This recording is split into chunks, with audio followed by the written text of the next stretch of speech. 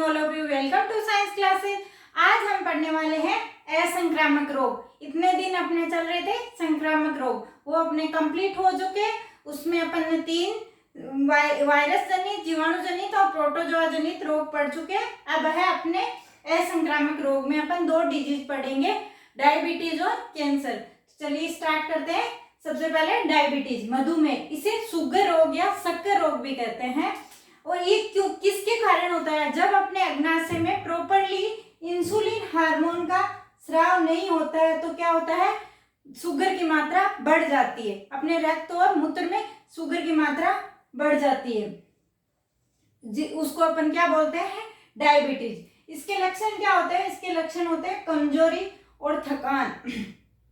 उपचार के रूप में अपन बाहर से इंसुलिन लेते हैं। ये कहाँ पे रिलीज होता है? अग्नाशय में होते हैं। और अग्नाशय में कौन सी कोशिकाएं करती है? बीटा कोशिकाएं इसको स्रावित करती है, इंसुलिन हार्मोन को। और इंसुलिन हार्मोन अपनी बॉडी में शुगर की मात्रा को नियंत्रित करके रखता है। ज्यादा मीठा खाने से बोलते शुगर हो जाती है। फिर आता है अपना नेक्स्ट डिजीज, कैंसर। कैंसर के लक्षण क्या क्या है? ये बहुत भयंकर बीमारी है। इसका अभी तक कोई भी इलाज नहीं है प्रॉपरली। और फर्स्ट स्टेज पे अगर पता चल जाता है तो फिर भी इसका इलाज हो सकता है, लेकिन लास्ट स्टेज पे या थर्ड स्टेज पे जब पता चलता है तो कोई इलाज नहीं है। लेकिन फर्स्ट स्टेज पे पता चल जाता है तो इसका इलाज संभव है। तो इसके लक्षण क्या है? इसके लक्षण क्या है? कोई भी सूजन अथवा फोड़ा वो जो ठीक नहीं हो रहा है या ठीक होने के बाद बार बार हो रहा है तो उसको क्या बोलेंगे कि यह कैंसर हो सकता है। ये लक्षण कैंसर का हो सकता है। नेक्स्ट, शरीर में किसी कोई भी जैसे छिद्र हो गया, घाव पड़ गया, उससे बार बार स्राव होना, म्यूकस वगैरह निकलते रहना, उससे क्या होता है? उससे भी अपने को ये होता है कि ये कैंसर का लक्षण है। थर्ड लक्षण क्या है? कोई भी गांठ जैसी, उत्तकों में गांठ जैसी रचना बन जाना। तो ये मेनली अगर विशेषकर किसमें, स्तनों में होती है ना, तो कन्फर्म ही वो कैंसर का गांठ होती है। और अगर उत्तकों में होती है तो जरूरी नहीं वो कैंसर की गांठ है, लेकिन अगर स्तनों में होती है विशेषकर तो उसको अपन कैंसर की गांठ ही होती है वो। फिर आता है अपना फोर्थ लक्षण, अपच होना और आमाशय में बार बार एसिडिटी होना। तो इससे भी अपने को क्या होता है कि ये कैंसर का लक्षण है। फिर अचानक शरीर में वजन कम हो जाना, अचानक अपने वजन कम हो जाना, ये भी किसका लक्षण है? कैंसर का। फिर निरंतर कफ आना, क्या है? कफ आना और गला खराब रहना, ये भी किसके लक्षण है? कैंसर के लक्षण। अब अपन इसके उपचार में क्या ले सकते हैं? कैंसर के उपचार में अपन क्या ले सकते हैं? आणविक जैविक का प्रयोग किया जाता है। आणविक जैविकी का प्रयोग किया जाता है। इसमें क्या किया जाता है? इसमें जो कैंसर सुग्राई जीन होते हैं ना, उनका पता लगाया जाता है कि इसमें कौन सा जीन, वो किसके द्वारा पता लगाया जाता है? आणविक जैविकी के द्वारा। फिर रेडियोथेरेपी, पता लगा कि फिर उसका उपचार किससे? आणविक जैविकी से किया जाता है इसका उपचार। फिर रेडियोथेरेपी से कैंसर सेल को विकिरण द्वारा नष्ट किया जाता है रेडियोथेरेपी में। फिर कीमोथेरेपी, इसमें रसायनों के द्वारा जो कैंसर सेल्स हैं उनको नष्ट किया जाता है। और इसके साइड इफेक्ट भी होते हैं, जो कीमोथेरेपी करते हैं इसके साइड इफेक्ट भी होते हैं, बाल झड़ जाते हैं और अरक्तता उत्पन्न हो जाती है।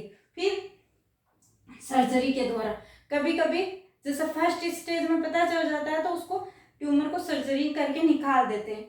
पर आजकल क्या हो रहा है? आजकल इन तीनों को मिक्स करके उपचार किया जा रहा है। किस किस को? सर्जरी को और विकिरण को और कीमोथेरेपी को, तीनों को मिक्स करके इलाज किया जा रहा है। फिर आता है कैंसर है क्या? क्या है कैंसर? इसको अपन डिटेल से देखते हैं। मानव शरीर में नियमित रूप से कोशिकाएं विभाजित होती रहती है।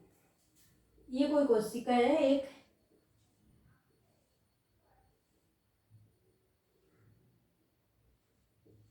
ये नियमित रूप से क्या करते हैं? विभाजित होते रहते हैं कोशिकाएं। लेकिन जब ये नियामक प्रक्रिया खत्म हो जाती है, ये प्रक्रिया खत्म हो जाती है, ये अपना मतलब अच्छे से काम नहीं करती, नियमित रूप से विभेदित नहीं होती है, कोशिकाएं विभेदित होती है नियमित रूप से, लेकिन ये अपना मतलब प्रॉपरली काम नहीं करके विभेदित नहीं होती है, और ये जो काम नहीं करती है तो ये कोशिकाएं क्या करती है, पास वाली, ये इसको मार देती है। अगर ये ढंग से कार्य नहीं करती है तो इसको मार देती है। सात संपर्क समाप्त होने पर कोशिकाएं अनियंत्रित विभाजन करती है, फलस्वरूप एक अविभेदित। अब क्या होता है, ये सबकी बॉडी में ये सेल है, सबकी बॉडी में ये सेल के अंदर ओंको जीन पाया जाता है, जो क्या करता है, ये केंद्र के अंदर पाया जाता है ओंकोजीन, ये ऑफ रहता है, नॉर्मली क्या रहता है, ऑफ। लेकिन जब ये ऑन हो जाता है, ऑन किसके कारण होता है, ये कोर्सिनोजन जो कारक होते हैं उनके कारण ये ऑन हो जाता है। किसके कारण होता है, कोर्सिनोजन कारकों के कारण क्या हो जाता है, ये ऑन हो जाता है। ऑन होते ही ये क्या करता है, ऑन होते ही ये बनाता है प्रोटीन। क्या बनाता है, प्रोटीन।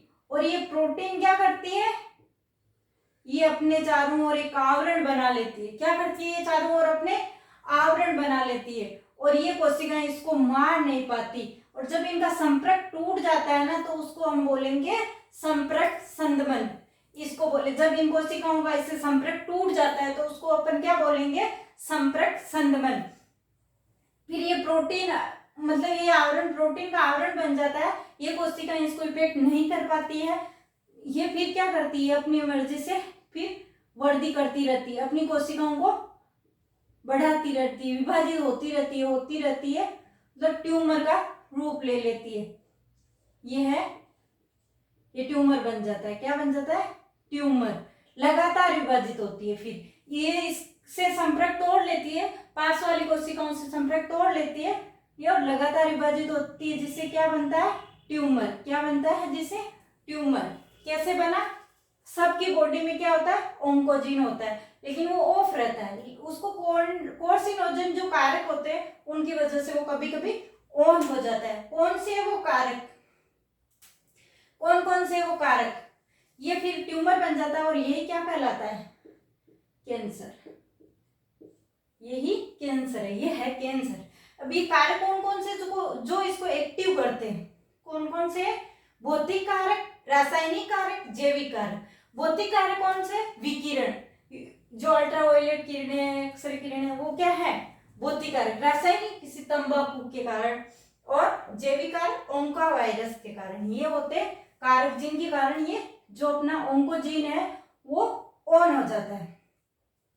फिर ये कैंसर के प्रकार देखते हैं। कैंसर के प्रकार है दो, कौन से, बिनाइन ट्यूमर और मैलिग्नेंट ट्यूमर। ये क्या करता है, बिनाइन ट्यूमर इतना हानिकारक नहीं है, और मैलिग्नेंट ट्यूमर बहुत खतरनाक है। ये जो अपने स्थल पर उद्गम होता है वहीं तक सीमित रहता है, अपनी जगह छोड़ के नहीं जाता।